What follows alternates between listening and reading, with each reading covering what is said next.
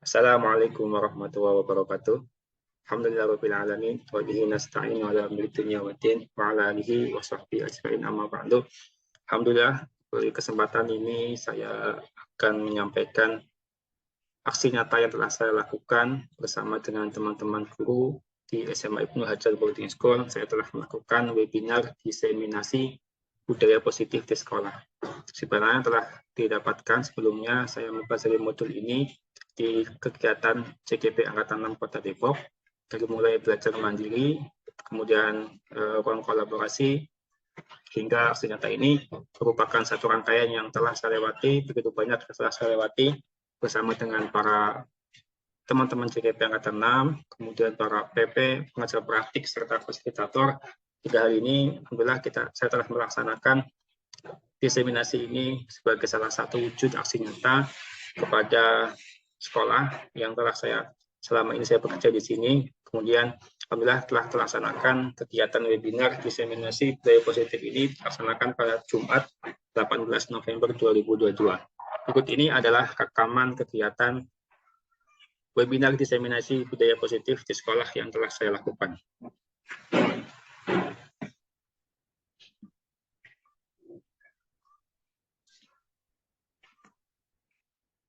Pak In. Ya. Baik, assalamualaikum warahmatullahi wabarakatuh. Ya, waalaikumsalam warahmatullahi wabarakatuh. Waalaikumsalam warahmatullahi wabarakatuh. Baik, alhamdulillah rabbil alamin wa bihi nasta'in wa ala amri dunya waddin wa ala alihi wa sahbihi ajmain amma ba'du. Alhamdulillah rekan-rekan guru SMA IHBS putra dan putri yang berbahagia, alhamdulillah pada sore ini kita bisa bertemu kembali secara virtual di forum Zoom ini dalam rangka kegiatan webinar diseminasi kegiatan tentang budaya positif sekolah yang nanti akan disampaikan oleh saya sendiri ya mungkin. Tapi sebelum Anda menyampaikan tentang materi ini, nanti akan ada pengarahan dan juga sambutan terlebih dahulu oleh Kepala Sekolah SMA IHBS yang akan disampaikan oleh Pak Zaki Mubarak. Kepada Pak Zaki dipersilahkan. Ya, terima kasih Pak In dan kawan-kawan semuanya. Mohon maaf mengganggu waktu antum semuanya. Karena juga masih di SMP untuk membahas lanjutan PAS ya, untuk membagi teknis dan yang lain-lain. Oke, sebelumnya Assalamualaikum warahmatullahi wabarakatuh. Assalamualaikum warahmatullahi wabarakatuh. Ya, alhamdulillah wassalatu wassalamu ala alihi washabbihi wa maula.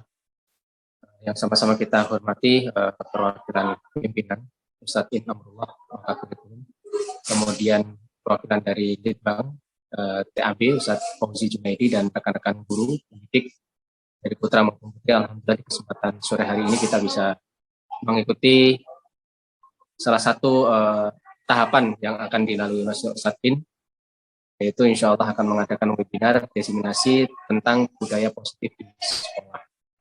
Oke rekan-rekan semuanya, budaya positif di sekolah ini termasuk hal yang harus dilakukan oleh CGP ataupun calon guru penggerak, yang dimana akan tertuju yaitu profil pemuda ataupun profil pelajar Pancasila.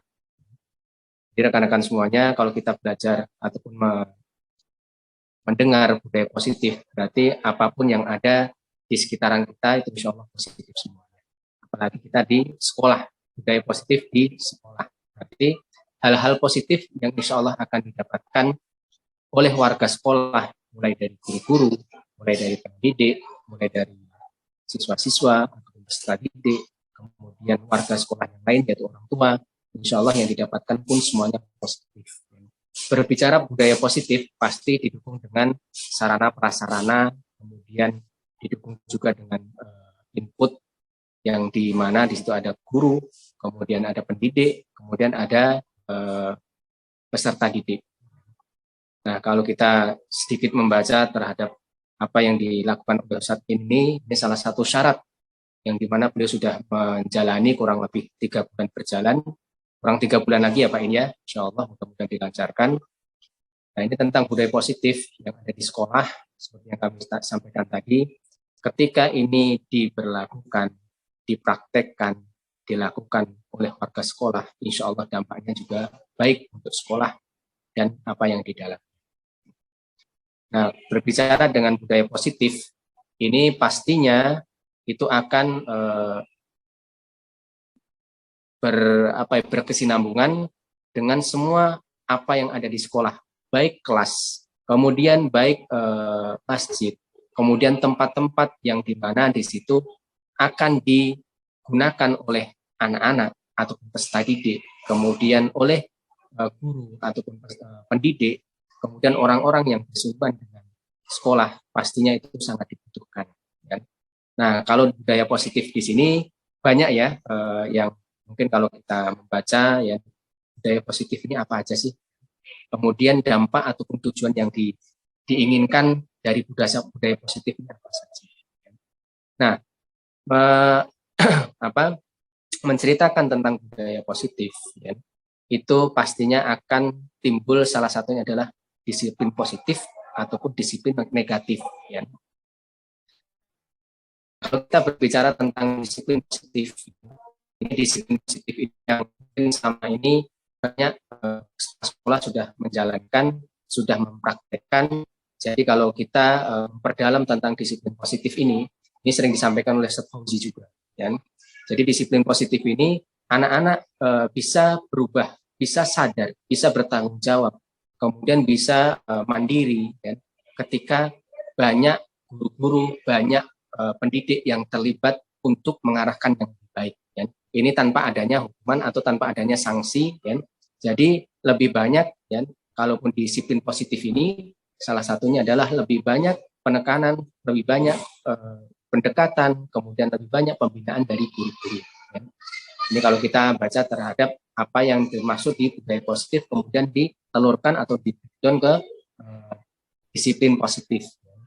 Nah, kemudian ada juga disiplin negatif.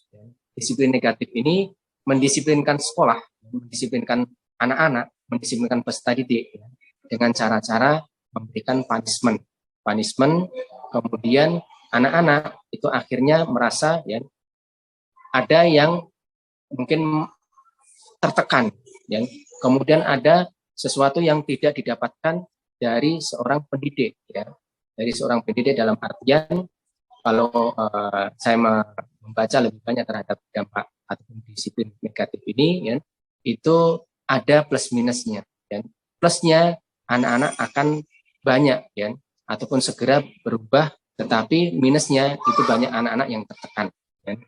Makanya di sini harus kolaborasi antara disiplin positif sama disiplin negatif ini, ya, harus kolaborasi. Kolaborasi dalam artian, ya, kita bisa memberikan punishment itu dengan harapan, ya, siswa itu berubah, dengan harapan siswa itu mandiri, bertanggung jawab setelah adanya, ya,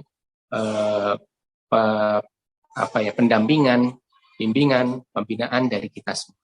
Ya, mudah-mudahan budaya positif yang diambil dari disiplin positif tadi, dan itu bisa dilaksanakan di sekolah kita semuanya. Karena ini ntar akan langsung menuju ke puncak, yaitu menjadi pelajar Pancasila dan pelajar pembelajar. Ya. Seperti itu rekan-rekan semuanya, yang mudah-mudahan sambutan yang saya berikan itu benar-benar bisa memberikan manfaat kepada rekan-rekan semuanya, terutama Ustadz In yang insya Allah tinggal setengah jalan lagi, ya.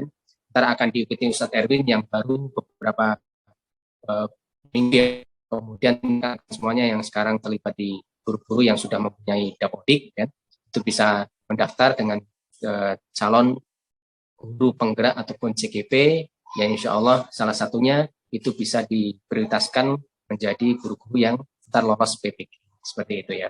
Mudah-mudahan bermanfaat, Afan, Ustadz dan kawan-kawan semuanya, karena saya masih rapat di SMP membahas dengan Ustadz Budi yang berkaitan tentang PAS, yang insya Allah besok malam kita lanjutkan dengan rapat panitia, besok Senin kita bisa rapat dengan guru-guru semuanya, baik putra maupun putri, yang insya Allah sebentar lagi kita menuju ke PAS, ya, kurang lebih 2 ataupun 3 pekan. Itu ya Pak In ya, mudah-mudahan yang Anda sampaikan akan silahkan kalau ada pertanyaan, ada hal-hal yang mungkin disampaikan di webinar ini, yang silahkan bisa ditanyakan ke Pak In. Ini salah satu syarat, ya, yang harus ditempuh oleh Pak In, begitu juga dengan guru-guru yang besok, ya, itu akan mengikuti CGP. Itu salah syaratnya adalah mengadakan webinar dengan peserta minimal 10. Itu saja Pak In, rekan-rekan semuanya, mudah-mudahan bermanfaat. Anak izin undur diri, ya, karena anak harus menyelesaikan dan sebelum maghrib sudah selesai ya tentang pitch dan yang lain-lain. Kita harus terkait tentang PS supaya tidak ada kendala ke depan.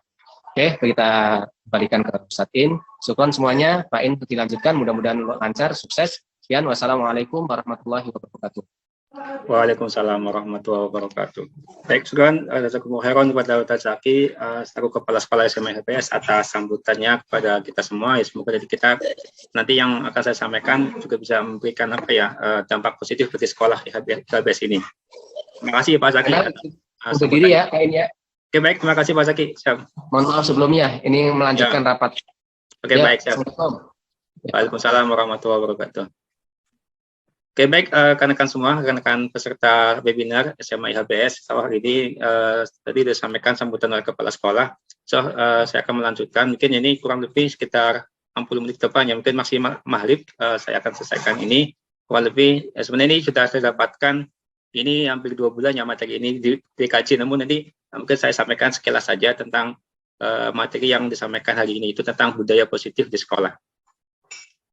Nah, saya scan lagi tampilannya.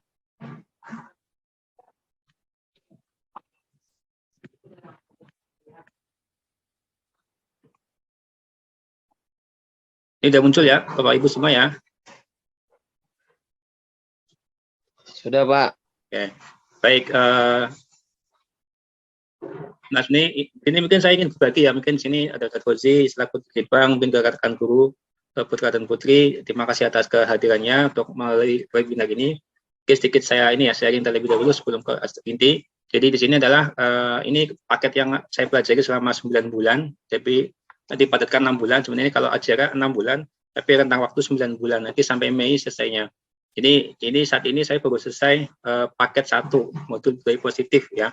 Nanti sekarang lagi masuk paket kedua tentang pembelajaran emosional, kemudian tentang coaching juga sedang dipelajari. Jadi yang ini yang sudah berlangsung adalah refleksi tentang pendidikan nasional, kemudian yang kedua tentang nilai-nilai guru penggerak, tentang visi misi.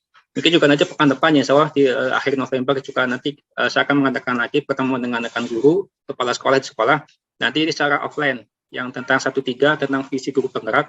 Dan nanti kita akan laksanakan di sekolah. Nanti juga akan ada pendamping guru penggerak dari yang saya dampingi dan juga kepala sekolah yang mengikuti saya. Nanti akan dilaksanakan secara offline mungkin sekitar tanggal 25 sampai 27 November. Untuk kali ini adalah tentang ini ya, saya sharing pengalaman tentang modul 1.4 mengenai budaya positif ya. Dan mungkin juga Pak Irwin sama ya, Pak Irwin di angkatan ke-7 juga sedang mempelajari ini. Mungkin Pak Irwin baru modul 1 tentang refleksi filosofis pendidikan nasional diajak Dewantoro. Jadi mungkin sebenarnya kalau diruntut ya ini satu kesatuan. Ya nanti juga ini ranahnya adalah sampai ke kurikulum merdeka. Ya cuman ini adalah ini ibaratnya ini pendukungnya. Ya pendukungnya bahkan kemarin ya kalau di acuan PKKS terbaru itu mengikuti format guru penggerak. Jadi mungkin ini ya kalau nanti rekan-rekan ada ini ya tentang kepala sekolah juga formatnya mengikuti kegiatan guru penggerak ini.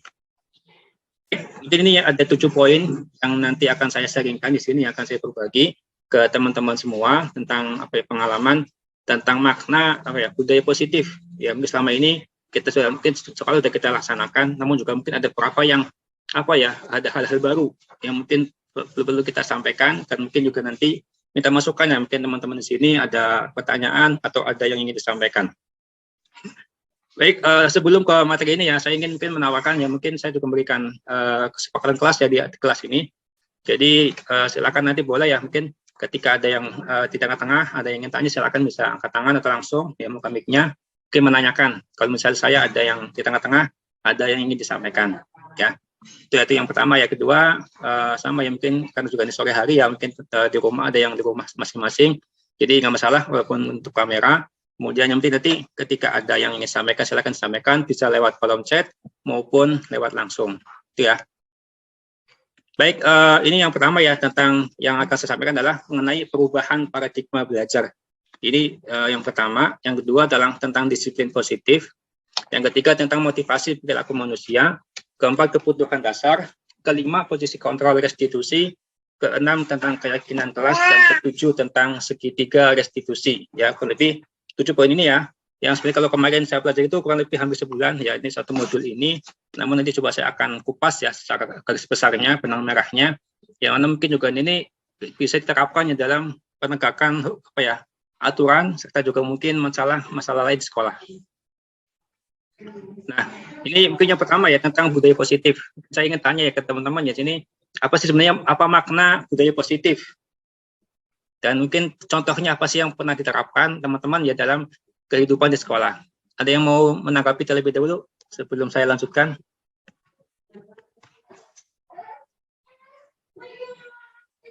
Mungkin Pak Zen selaku guru BK ada tanggapan apa itu budaya positif dan mungkin contohnya apa yang mungkin Pak Zen pernah terapkan dalam kehidupan di HBS.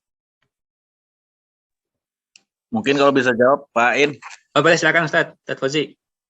Budaya positif mungkin ya, kalau menurut Anda sih, kebiasaan untuk melakukan hal-hal baik dan menghindari hal-hal yang buruk, baik yang berkenaan dengan masalah norma agama atau aturan-aturan yang berlaku di sekolah. Mungkin demikian Pak In, kalau berkaitan dengan sekolah.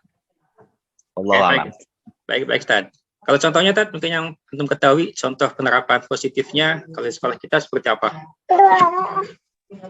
Ya, membiasakan perilaku-perilaku baik.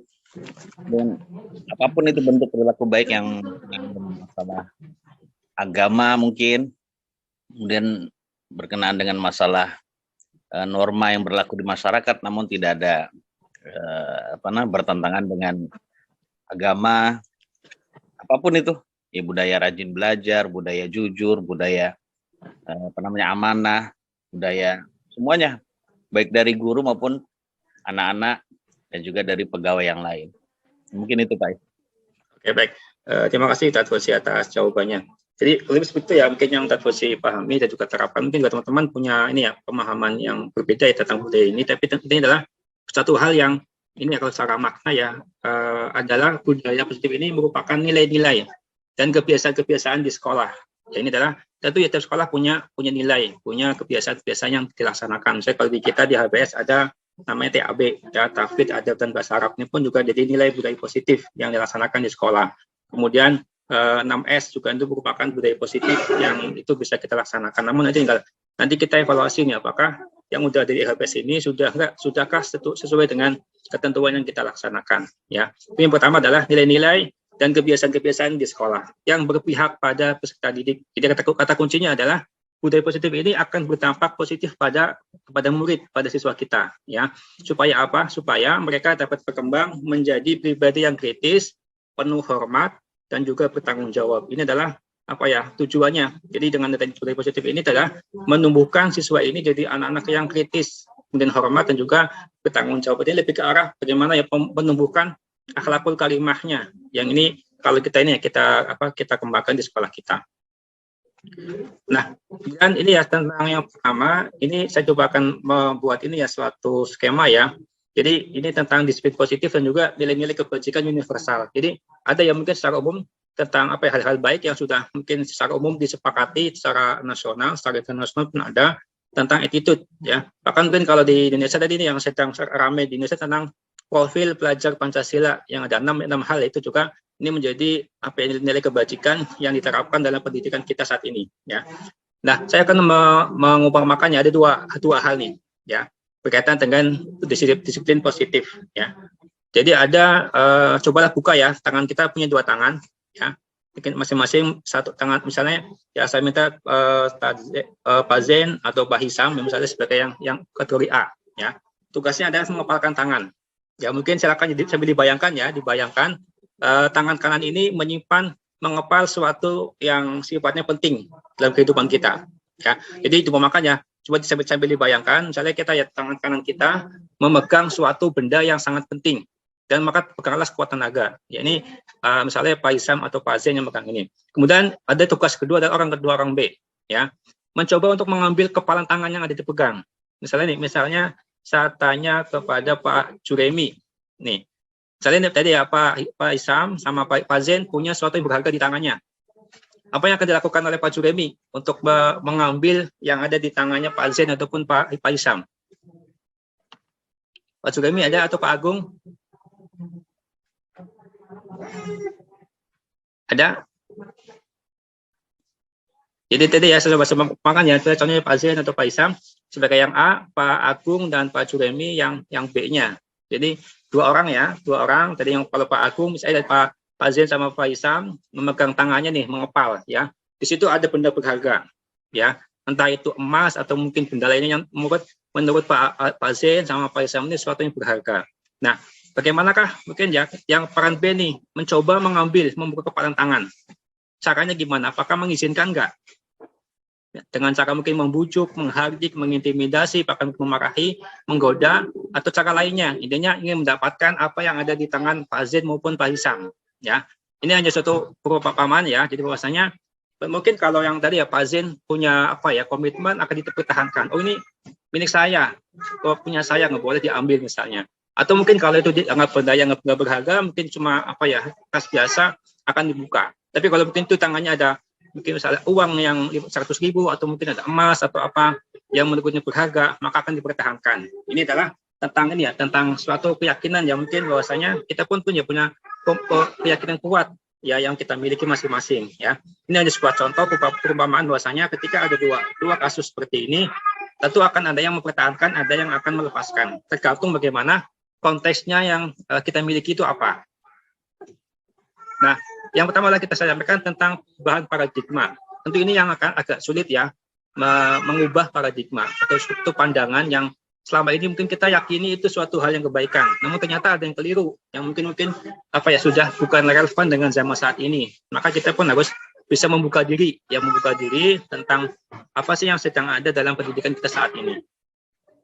Nah, sebelum ke ini ada namanya, ini adalah latar belakang ya, filosofi pendidikan Ki Hajar Dewantoro. Jadi kalau sedikit ini ya diceritakan, beliau merupakan mungkin semua paham ya, beliau adalah tokoh pendidikan kita yang mana ini ya nilai-nilai filosofi pendidikan beliau ini yang diangkat dan menjadi cikal bakal munculnya kurikulum merdeka.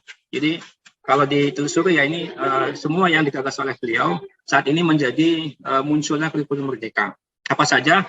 Mungkin ini saya tampilkan ya beberapa poin saja, ini ada sekitar 7 poin. Pertama adalah bahwasanya anak ini bukan tabula rasa. Ya, secara makna adalah tabula rasa itu artinya jiwa anak ini saat lahir sebagai jiwa yang polos, bersih, dan kosong. Yang mungkin secara fitrahnya seperti itu. Namun kalau sudah mungkin ya anak-anak ini kan jadi punya keluarga ya di rumah masing-masing. Ya ini pun punya pengaruh ya, keluarga punya pengaruh kuat kepada anaknya. Sehingga anak ini mungkin nanti ada beda pendapat nih, ada yang mengatakan anak ini memang polos sejak kecilnya, ya, dia kosong seperti kertas putih, ya. Tapi sebenarnya bukan seperti itu juga.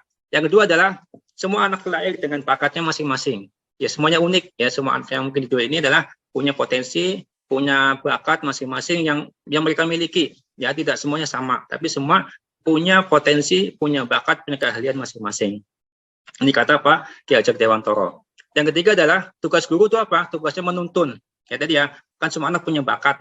Jadi tugasnya menuntun bakat yang selama ini mungkin terpendam di masing-masing anak-anak. Agar apa? Agar tumbuh dengan selamat dan bahagia. Itu adalah tugas guru. Jadi bagaimana menuntun bakat ini menjadi suatu yang positif ke depannya.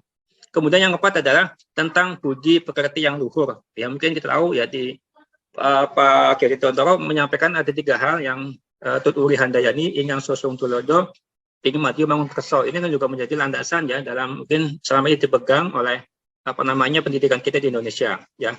Tut Uri Handayani dari belakang memberikan dorongan, kemudian Ingang Sosong Tulodo di depan memberikan contoh. Guru seperti itu. Jadi guru harus memberikan contoh yang baik kepada anak-anaknya, karena guru teladan, maka perilakunya, tutur katanya adalah semua teladan bagi anak-anaknya. Kemudian yang kelima adalah guru itu ibarat petani ya, atau anak ibarat biji jagung. Karena tadi ya, mungkin tadi kalau kita pemakan pertanian ya, petani ini kan menanam padi misalnya. Jadi mulai menyiapkan lahannya, kemudian menyiapkan padinya, menyiapkan pupuknya hingga sampai tanaman ini tumbuh besar. Ini sampai dengan guru pun jadi merawat, menuntun bakat yang mereka anak terpendam. Jadi kita mungkin merawat, menumbuhkan motivasinya, mungkin memberikan dorongan ketika anak-anak ini punya kendala, punya keluhan, maka terus guru lah yang mengingatkan sampai anak ini tetap pada jalan yang lurus. Yang keenam adalah kodrat alam, kodrat zaman. Ya, Ki Hajar Dewantoro pernah menyampaikan, didiklah anak sesuai dengan kodrat alam, kodrat zamannya. Ya, saat ini ya mungkin tantangannya generasi Z. generasi tentang abad 21. Tentu nggak sama dengan generasi mungkin dulu generasi X ya, atau generasi Y, bahkan mungkin generasi yang lahir di bawah tahun 80-an. Ini secara karakteristik pun berbeda. Tantangan zaman pun berbeda. Mungkin dulu ya belum ada teknologi secanggih ini. Maka juga kita harus menyesuaikan pendidikan anak ini, harus mengikuti atau menyesuaikan dengan kodrat alam, kodrat zaman. Mungkin jadi kalau kodrat alam, misalnya anak-anak di pedesaan dengan di dekat laut, dengan di perkotaan itu nggak sama, karakternya nggak sama karena tadi medianya juga berbeda, sarana prasarananya nggak sama, sehingga maka harus kita menyesuaikan dengan alamnya seperti apa yang bisa kita gunakan sebagai sarana pendidikan. Yang ketujuh adalah bahwasanya pendidikan ini harus berpihak pada anak. Maksudnya adalah kalau di konsepnya adalah murid dan murid ke sekolah. Maksudnya adalah kita bagaimana menumbuhkan motivasinya, meningkatkan akhlaknya, meningkatkan semangat juangnya, itu adalah fokusnya ke anak. Ya, bagaimana si anak ini menjadi anak yang positif, menjadi anak yang soleh-solehah yang kita inginkan masing-masing. Ini adalah jadi konsep yang dari beliau ini menjadi cikal bakal munculnya kurikulum merdeka. Kemudian yang kedua adalah tentang perubahan paradigma. Ya, tadi kalau ini saya akan spesifik fokus ke tentang budaya positif di sekolah. Jadi untuk membangun budaya yang positif di sekolah, maka sekolah ini perlu menyediakan juga lingkungan yang positif. Ya, lingkungan positif, yang aman, yang nyaman, agar mereka ini bisa berpikir, bertindak, dan mencipta dengan merdeka, mandiri, dan juga bertanggung jawab. Ya, jika mungkin sekolah belum menyiapkan ini, maka ini menjadi PR kita bersama. Ya, artinya, apakah sarana yang kita lengkapi saat ini sudah nggak mendukung mereka untuk pikiran positif, yang aman, nyaman, kondusif, sehingga mereka ini juga akan menjadi anak-anak yang positif pula. Ya, lazimnya adalah biasanya dikaitkan dengan kontrol, ya, disiplin. Ya, dalam hal ini adalah kontrol guru terhadap menghadapi murid. Mungkin kita saat ini mungkin menghadapi kasus di sekolah kita, ya, mungkin yang sering saya guru ya tentang masalah siswa. Ya, kalau kita telusuri kenapa anak-anak kita ini kok ada beberapa yang mungkin indisipliner, ya, cenderung melakukan pelanggaran. Ada apa dengan mereka? Maka kita perlu refleksi kepada kita masing-masing. Dari mulai gurunya, wali kelasnya, kemudian juga guru BK, bahkan hingga kepala sekolah. Ada apa dengan masalah ini? Kenapa anak-anak kita ini masih ada beberapa yang tidak taat dengan aturan? Ini kita perlu refleksi bersama. Karena ini adalah kaitannya dengan peran kita sebagai tadi kontrol terhadap perilaku murid. Ya. Kemudian terkait dengan hal ini ya ada dua paradigma baru ya. Yang mungkin ini adalah kalau dulu ya ada perubahan antara menggunakan stimulus respon dengan yang terbaru teori kontrol ya. Pertanyaan adalah bisa nggak kita mengontrol seseorang? Ada yang bisa memberikan tanggapan? Bisa nggak kita mengontrol seseorang? Mungkin yang ada yang bisa menanggapi? Tergantung.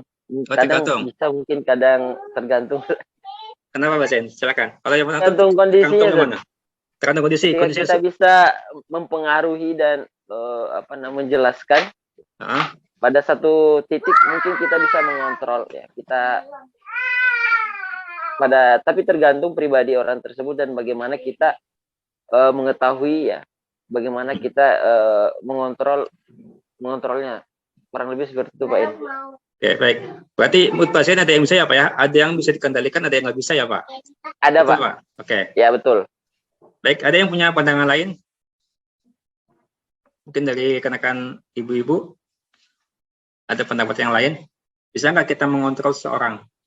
Mungkin mengontrol siswa, mengontrol murid, atau mungkin anak-anak kita dikontrol, bisa nggak? Ya mungkin tadi kalau betul pasti sampaikan ya, tentu kalau tadi ya mungkin ini tadi ya paradigmanya kita menggunakannya mana? Ya sebenarnya kalau saat ini ada dua paradigma yang berkembang di dunia pendidikan. Pertama adalah ini yang paradigma stimulus respon, ya. Misalnya yang pertama saya contohkan, kita mencoba mengubah orang agar berpandangan sama dengan kita. Ini adalah pandangan misalnya nih kita ingin orang ini disiplin, ya. Tapi belum tentu responnya akan sama. Kalau misalnya saya ingin pasien ini sama dengan saya, pasien harus mengikuti cara coaching seperti ini. Tentu mungkin ini pandangan pertama ya, kita mencoba mengubah orang agar pandangannya sama dengan kita. Ini teori yang lama. Yang kedua adalah ada teori kontrol. Kita berusaha memahami pandangan orang lain tentang dunia. Ya, tentu kan tadi cara pandang seorang tadi ada namanya paradigma, yang mungkin namanya, kalau di dunia psikologi ada namanya growth mindset sama fixed mindset. Ya, ada orang yang mungkin berpola pikir yang tertutup, ya fixed mindset, dia nggak berkembang. Tapi kalau yang berkembang, dia akan menerima masukan, akan menerima sesuatu bisa positif. Tapi kalau orang fixed mindset, semua dianggap negatif bagi dia.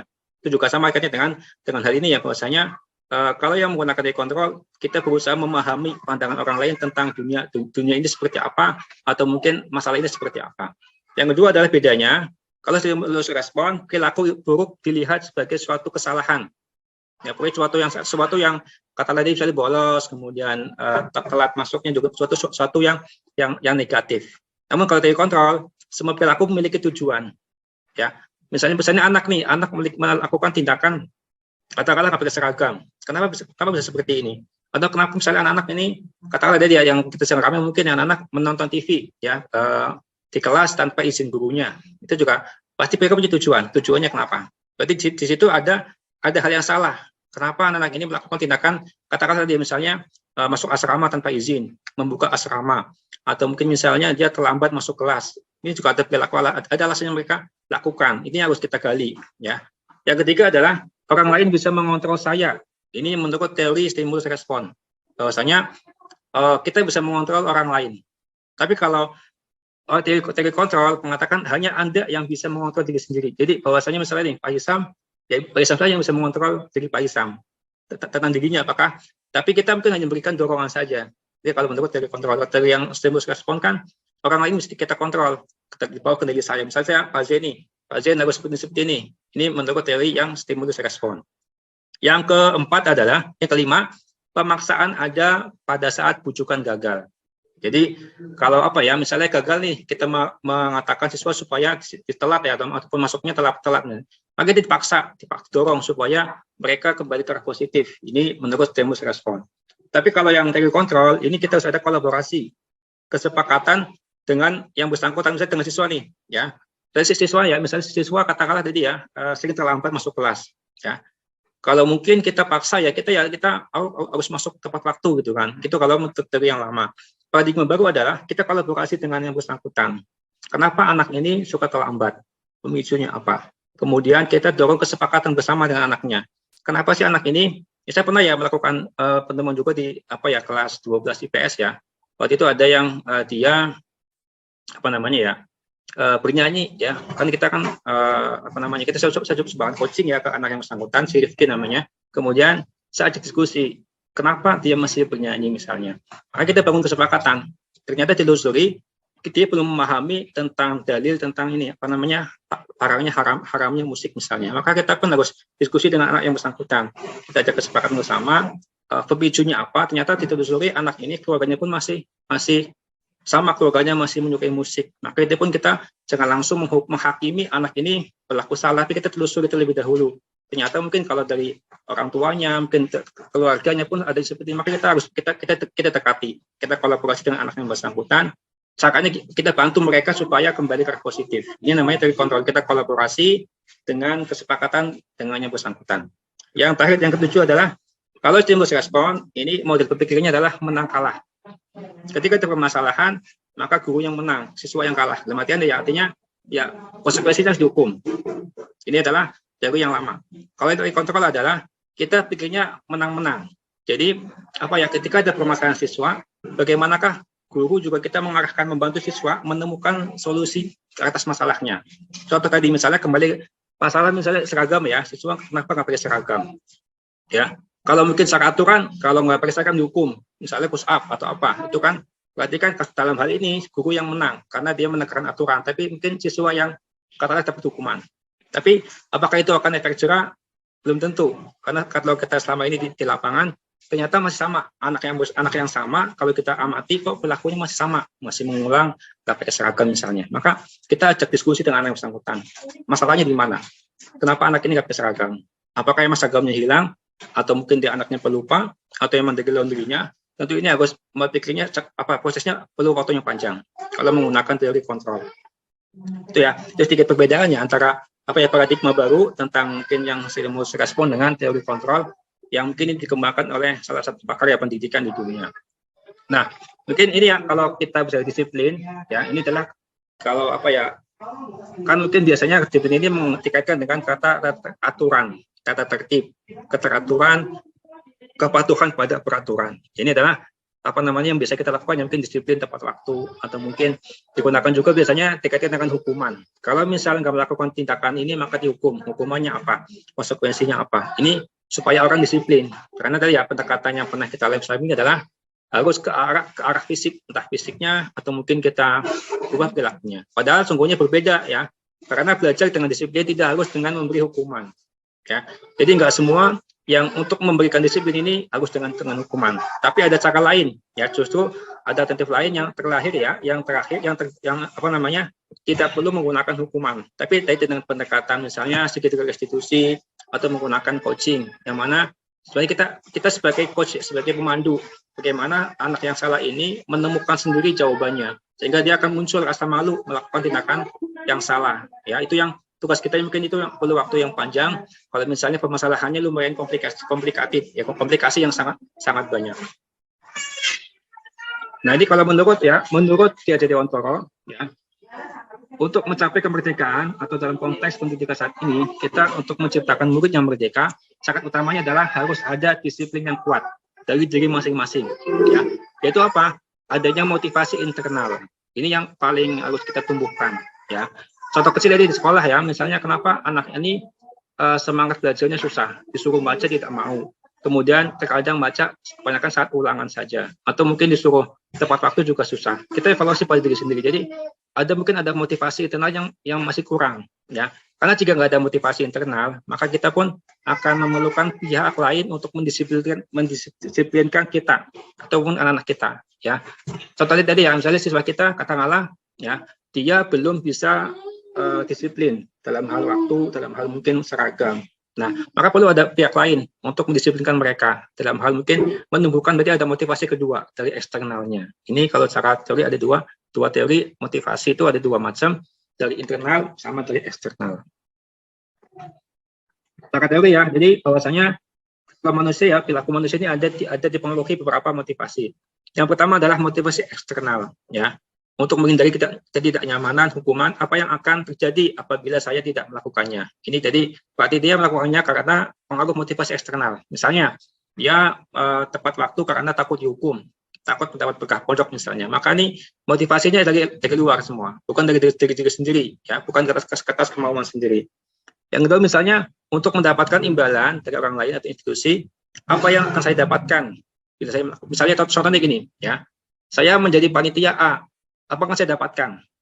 Apakah mungkin itu motivasinya adalah uang ya, misalnya memaafkan uang atau materi, atau mungkin saya akan pengembangan diri tentang mungkin pengalaman organisasi, pengalaman komunikasi, pengalaman tim. Tentu berarti masih motivasi beda-beda. Ini yang apa ya, mungkin motivasi dari eksternal. Jadi ada banyak faktor motivasi yang menentukan orang itu melakukan suatu hal. Oh, ini misalnya ini ada apa ya, ada ujrohnya. Oh, ini misalnya katakanlah cuma ilmu saja, maka kembali ke motivasinya, ya. Yang ketiga adalah untuk menghargai diri sendiri, menjadi insan yang sesuai harapan kita. Saya akan menjadi orang yang seperti apa bila saya melakukannya. Ya, ini dalam motivasi mungkin kepribadi ya. Jadi ketika seorang baik itu guru maupun siswa melakukan tindakan tertentu, maka dia akan apa ya, motivasi pada diri sendiri. Misalnya saya melakukan tindakan baca buku ya. Buat apa sih baca buku? Atau misalnya kenapa saya harus disiplin? Kenapa saya harus tepat waktu? Maka kalau kuat ya, itu akan menumbuhkan motivasi dirinya dengan sendirinya. Tapi kalau saya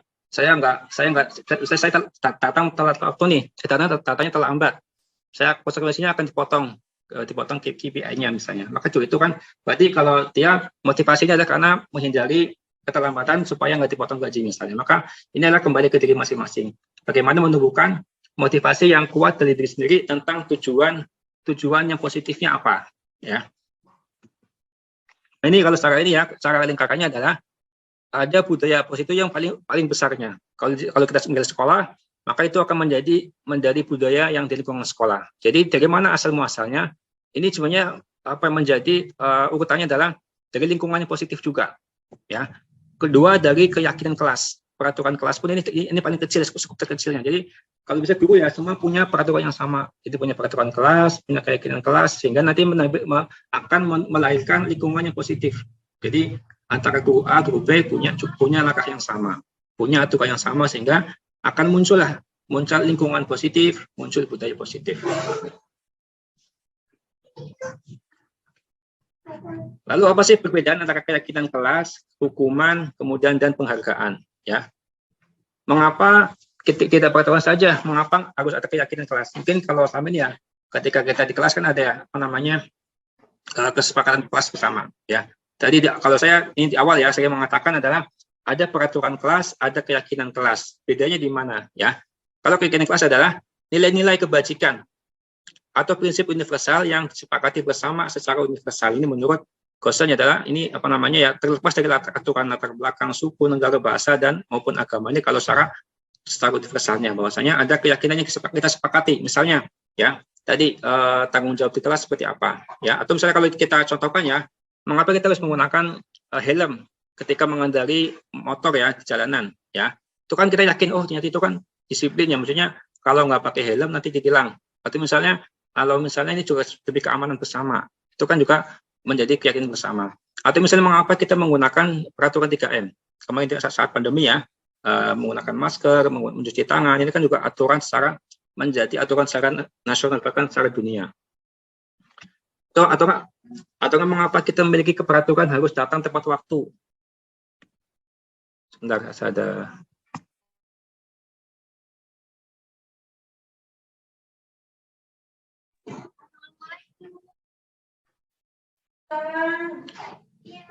ya, ini perbedaannya antara peraturan kelas dengan keyakinan kelas ya. Jadi kalau peraturannya mungkin ini adalah yang sudah disepakati di kelas masing-masing ya. Saya selalu kembalikan buku ke tempatnya ya, dilarang mengganggu orang lain. Datang tepat waktu maksimal saya 15 menit sebelum dimulai pembelajaran. Ini adalah peraturan. Nah, yang kedua adalah ada keyakinan kelas yang mungkin ini harus disepakati bersama antara guru dengan muridnya. Ini pertama tanggung jawab. Ini kan jadi ini ya, misalnya tanggung jawab tentang kebersihan kelas. Ini menjadi ini yang harus disepakati bersama. Jadi di awal mungkin ya, mungkin terutama guru sama wali kelas pun sama punya keyakinan yang harus disepakati terlebih dahulu. Misalnya nih kelas 10-1 ya. Apa sih yang disepakati dengan Pak Nukman selaku wali kelas? Atau mungkin dengan guru. Kalau saya ada ya, saya dengan Mas biologi misalnya, saya pun punya keyakinan yang disepakati bersama. Misalnya kalau misalnya apa namanya siswa harus aktif di kelas, tidak boleh tidur misalnya. Maka caranya gimana supaya anak ini nggak ngantuk? Maka tugas guru pun harus memberikan variasi pembelajaran yang bervariasi. Metodenya jangan sampai monoton sehingga anak-anak ini akan memiliki keaktifan di kelas. Misalnya seperti itu. Kemudian yang kedua adalah menghormati orang lain. Ini juga keyakinan kelas. Jadi siswa misalnya ya ketika di kelas itu nggak boleh satu orang saja aktif, tapi punya kesepakatan yang lain punya kesepakatan yang sama. Jadi Anda menghormati mungkin kalau pendapatnya berbeda, kita juga jangan menyalahkannya, tapi menghormati itu adalah pendapatnya si fulan atau si fulana. Kita pun menghormati. Itu namanya keyakinan kelas. Yang ketiga adalah misalnya tentang dilarang melakukan kekerasan, ya. Kalau mungkin itu namanya peraturan. Tapi kalau keyakinannya adalah itu kenapa kita nggak boleh kekerasan? Karena buat keselamatan, menghormati orang lain supaya jadi sikapnya selamat. Dan sebagainya, ini beberapa hal yang perbedaan antara peraturan kelas dengan keyakinan kelas.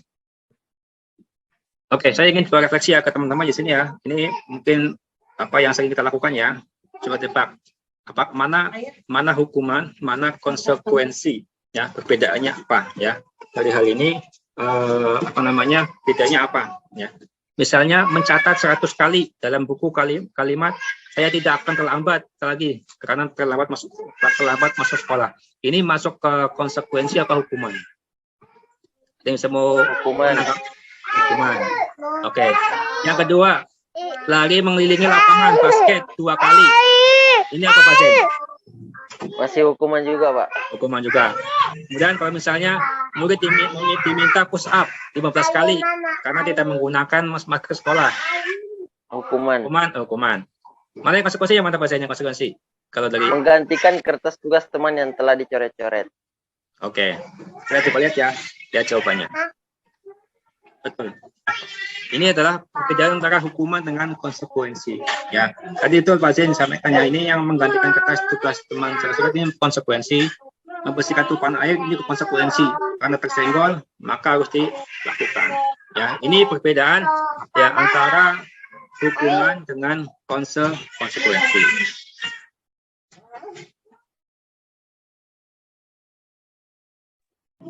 Kemudian sama ya, bedanya di mana? Apa sih bedanya antara hukuman dengan konsekuensi? Mungkin kemarin juga sama ya, waktu PTS nih, misalnya ada siswa yang mencontek, hukumannya apa, konsekuensinya apa? Ini kalau yang sering kita lakukan ya sama. Ini adalah kita contoh kedua hal ini. Ketika ada siswa salah, siswa terlambat, kita akan lebih ke sini. Hukumannya apa, konsekuensinya apa itu.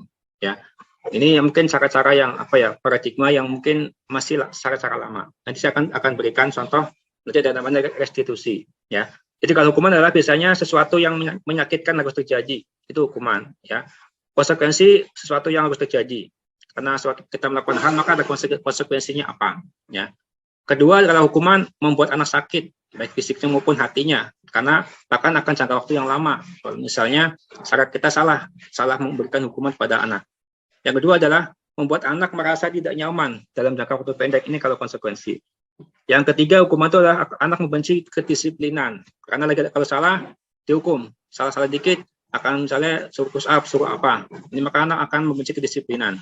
Kedua, kalau konsekuensi anak menghargai disiplin. Ketika dia terlambat, konsekuensinya apa nih? Supaya nggak terlambat, maka konsekuensinya apa? Keempat adalah kalau hukuman itu sifatnya paksaan memaksa. Jadi kalau salah dikit ya pokoknya harus dilakukan, karena itu aturannya seperti itu. Tapi kalau yang konsekuensi ada stimulus tanggapan. Kemudian yang selanjutnya perbedaannya adalah kalau hukuman mendorong anak menyakiti diri sendiri, konsep dirinya yang buruk dan sebagainya, merupakan apa ya, perbedaan antara hukuman dengan konsekuensi. Lalu ini yang harus diperhatikan juga ya terkait dengan tadi masalah hukuman, konsekuensi, ada 4 kebutuhan dasar manusia. Yang mana ini ya mungkin di 5 ini diperlukan oleh anak kecil sampai dewasa, pasti memerlukan kebutuhan dasar manusia ada 5 hal. Pertama adalah cinta, kasih, dan diterima. Ini mungkin kebutuhan semua orang ya, ingin dihargai, ingin diterima, ingin diperhatikan. Ini adalah manusiawi ya, yang dibutuhkan dalam hal mungkin perhatian dari semua orang. Yang kedua adalah kesenangan, mungkin butuh hiburan, butuh mungkin healing, sekarang namanya ya healing, refreshing, butuh sesuatu yang senang atau hadiah. Ini kebutuhan batin juga. Kemudian yang ketiga, kebebasan. Mungkin sama ya, anak-anak perlu merasa bebas dirinya, mungkin tidak ada aturan yang mengikatnya, atau mungkin ingin bebas dari hal-hal yang sifatnya mengekang dirinya gitu kan. Tapi mungkin masih ada batasannya sampai mana. Yang keempat, kebutuhan akan penguasaan, ya mungkin terkait dengan prestasi, ingin mendapatkan imbalan atau lainnya, ini penguasaan. Jadi sifatnya adalah butuh suatu materi yang akan dilakukan, kalau nggak ada maka mungkin dia akan merasakan kekurangan. Yang kelima adalah kebutuhan akan survival, atau dia bertahan hidup ya ketika mungkin berada di alam semesta, atau mungkin berada di lingkungannya mungkin nggak nyaman, maka dia akan beradaptasi, menyesuaikan dengan lingkungannya. Jadi ini adalah 5 hal kebutuhan manusia. Saya akan bikin contoh kasusnya ya. Jadi ini Ibu Ani, guru kelas 5 di SD Pelita Hati, sedang bingung menghadapi ulah salah satu muridnya, namanya Agus. Beberapa anak telah datang dan mengeluhkan Agus yang seringkali meminta bekal makan siang karena mereka dengan paksa. Jika Anda menghadapi situasi seperti ini, Ibu Ani, apa yang akan dilakukan? Menurut Anda, kira-kira apa alasan Agus melakukan hal itu? Ada yang bisa mau menanggapi terkait dengan yang dihadapi oleh Agus ini, berkaitan dengan 5 hal ini?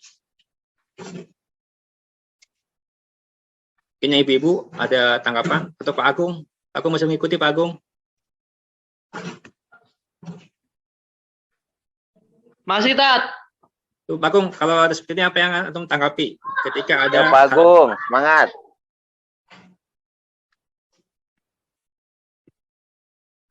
Bagaimana tanggapan Pak Agung ya?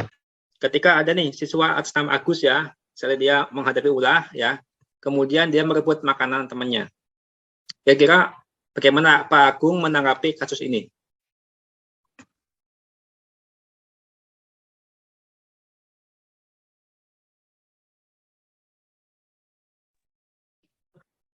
Halo Pak Agung,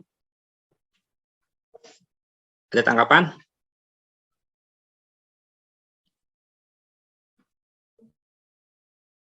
Atau mungkin Pak Zen? Oh, ini Pak. Pertama, kita harus tahu dulu kenapa mungkin si Agusnya ini memang tidak ada bekal siang dari rumah. Jadi itu menjadi sebuah kebutuhan bagi dia, ya maka dengan itu dia mungkin mengambil bekal temannya yang lain. Seperti mungkin kita tanyakan dulu, apakah memastikan apakah dia itu memang tidak ada bekal dari rumah dan kenapa. Kemudian kalau memang sudah ada, berarti itu dia ingin menguasai, penguasaan, ya. Atau hanya sekedar kesenangan yang ingin merebut makanan dari temannya. Mungkin itu Pak. Oke, baik Pak Zain atas jawabannya. Betul ya.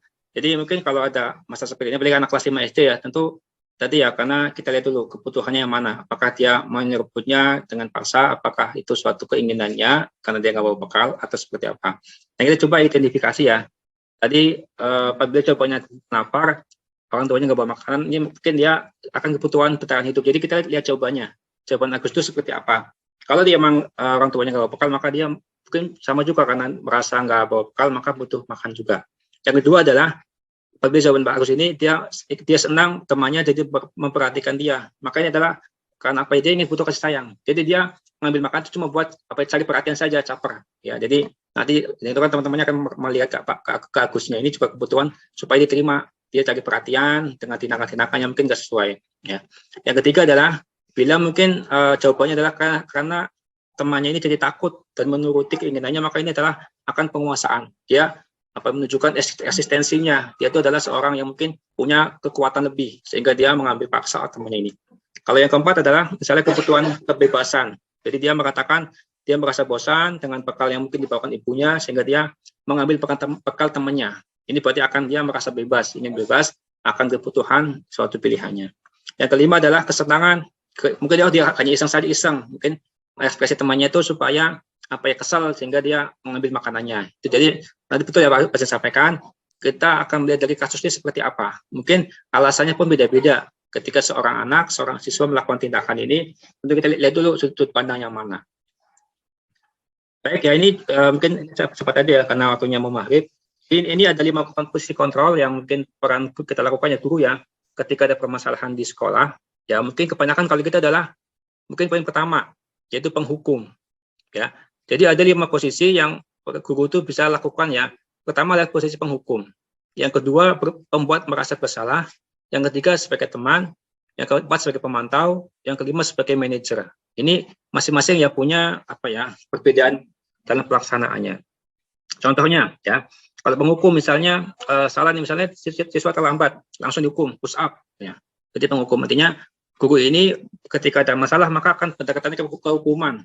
Oh misalnya ini siswa nih masuk asrama tanpa izin, hukumannya apa? Itu penghukum. Jadi melihat suatu masalah harus dihukum. Ya. Kalau yang kedua adalah membuat merasa bersalah, berceramah. Misalnya mengatakan begini, ibu kecewa dengan kamu, ya. Ibu kecewa, seharusnya kamu itu seperti ini. Jadi yang gurunya mengatakan seperti itu. Jadi menceramainya, kemudian ibu kecewa dengan antum misalnya. Kenapa sih kamu terlambat terus misalnya gitu kan. Yang ketiga teman, kalau teman membuat alasannya, oh bagusnya begini-begini, kamu jangan jadi ya, maka ini juga nanti lihat konteks masalahnya seperti apa. Ya, jadi ada kalanya kita mungkin harus menghukum, ada kalanya harus sebagai teman, ada kalanya harus sebagai manajer. Kalau manajer itu mungkin arahnya sebagai coaching, ya. Jadi kita ketika ada masalah anak, kita memancingnya dengan pertanyaan-pertanyaan pemantik yang mungkin itu menimbulkan rasa nanti intinya adalah anak ini merasa malu melakukan tindakan kesalahan. Ini sebagai namanya coaching. Kemudian yang kedua adalah perkataannya. Kalau kamu tidak melakukannya, awas ya, rasakan. Itu penghukum. Misalnya nih, saya terlambat nih, katakanlah anak-anak terlambat masuk kelas ya. Awas loh kalau besok terlambat lagi. Itu namanya penghukum juga. Kemudian yang kedua adalah yang kalau yang kedua pembuat misalnya kamu seharusnya itu seperti ini. Ibu lelah sekali mengatakannya, ibu stres. Tadi itu artinya membuat siswa ini merasa bersalah, ya. Jadi ini perbedaannya ya, perbedaan antara penghukum, pembuat merasa bersalah, teman dan juga pemantau. Jadi saya akan contohkan yang saya akan berikan video contohnya, bagaimanakah kasus-kasusnya, kemudian bagaimanakah nanti cara penanganannya. Ya mungkin nanti saya akan grup PA saja mengenai contoh masing-masingnya tentang posisi yang guru berikan.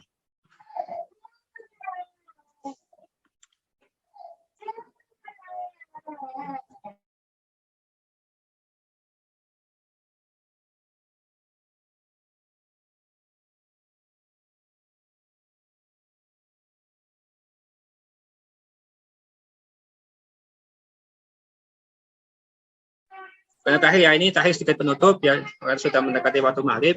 Saya tentang restitusi. Restitusi adalah proses menciptakan kondisi murid untuk memperbaiki kesalahan mereka, sehingga mereka bisa kembali kepada kelompok mereka dengan karakter yang lebih kuat. Nanti akan saya bedakan antara konsekuensi hukuman dengan restitusi. Ya, cirinya ada seperti ini. Restitusi adalah bukan untuk menebus kesalahan, namun untuk belajar dari kesalahan. Yang kedua adalah memperbaiki hubungan. Yang ketiga, tawaran, bukan paksaan. Jadi kita memberikan opsi ya, ketika ada permasalahan, kita tawarkan ke anaknya, ya. Antum maunya solusinya seperti apa? Jadi ada tawaran, tapi bukan paksaan. Lalu yang keempat adalah institusi menuntun untuk melihat ke dalam diri. Jadi mencoba ya introspeksi diri ke anaknya. Jadi kita sampai anak ini ditumbuhkan hatinya supaya sadar kenapa sih masih melakukan kesalahan. Dan yang utama adalah fokus pada solusi. Ya, ketika ada permasalahan A, masalah B, masalah C, kita fokusnya ke solusi. Solusinya apa? Dan bagaimana anak ini muncul akan muncul rasa bersalah. Jadi oh iya saya salah ya, maka saya harus perbaiki kesalahan ini. Ini namanya restitusi. Jadi seakan-akan nanti akan muncul anak itu akan malu melakukan tindakan kesalahan atau kecurangan. Ini tahapannya ada 3 hal. Segitiga restitusi, yang pertama tindakannya ada validasi tindakan yang salah, menanyakan keyakinan, dan menstabilkan identitas. Ini bedanya, jadi ya, perbedaan antara hukuman, konsekuensi dengan restitusi. Ya, secara umum ya, mungkin kalau yang hukuman biasanya menyakitkan ke anaknya, ke korbannya. Kalau konsekuensi pasti harus terjadi karena melakukan tindakan A, maka konsekuensinya seperti ini. Tapi kalau yang restitusi adalah suatu pilihan. Jadi pilihan yang diberikan oleh gurunya atau yang coachingnya kepada siswanya. Kemudian yang ini ya, kalau mungkin saya ke perilakunya, kalau hukuman biasanya anaknya akan cenderung pasif agresif. Dan misalnya kalau dikasih hukuman, dia tidak menimbulkan efek jerah, tapi terus justru mengulang-ulangnya lagi karena merasa hukumannya biasa aja. Konsekuensi adalah akan memberikan penguatan, hanya bertahan dalam waktu sangat pendek. Namun kalau institusi biasanya masalah terpecahkan. Jadi karena munculnya dari diri sendiri, memunculkan bagaimana anak ini memunculkan rasa kepeduliannya sehingga muncul solusi atas dirinya. Ini yang pernah saya lakukan kemarin ya, ketika PTS melakukan contoh seperti ini. Dan mungkin itu ya yang bisa disampaikan karena sudah masuk waktu maghrib. Mungkin ada yang ingin ditanyakan sebelum ditutup? Materinya bagus, Pak. Mungkin bisa di-share. Coba akan saya share ya. Sebenarnya waktunya nggak cukup ya, kalau 1 jam enakan langsung. Tapi ini karena mengingat waktu ya, mencari waktu yang tepat. Mungkin saya akan share juga materi ini di grup guru.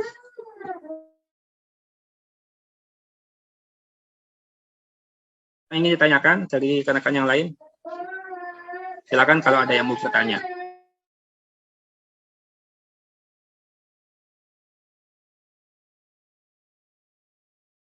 Mungkin cukup ya, karena waktunya sudah maghrib ya, karena banyak yang sudah chatting juga maghrib. Kita cukupkan yang saya sampaikan hari ini. Terima kasih ke teman-teman yang sudah ikut webinar kali ini. Semoga nanti menjadi ilmu yang bermanfaat. Dan nanti saya akan coba terapkannya perlahan-lahan di IHBS. Tapi ini masih tahapan sosialisasi dan nanti akan sedikit-sedikit disampaikan ke teman-teman tentang bagaimana cara menangani siswa dengan pendekatan coaching dan segitiga restitusi. Kita cukupkan pertemuan sore hari ini dengan doa kafaratul majlis. Subhanakallahumma wa bihamdik, asyhadu an la ilaha illa anta, astaghfiruka wa atubu ilaik. Saya akhiri, wassalamualaikum warahmatullahi wabarakatuh. Waalaikumsalam. Assalamualaikum warahmatullahi wabarakatuh.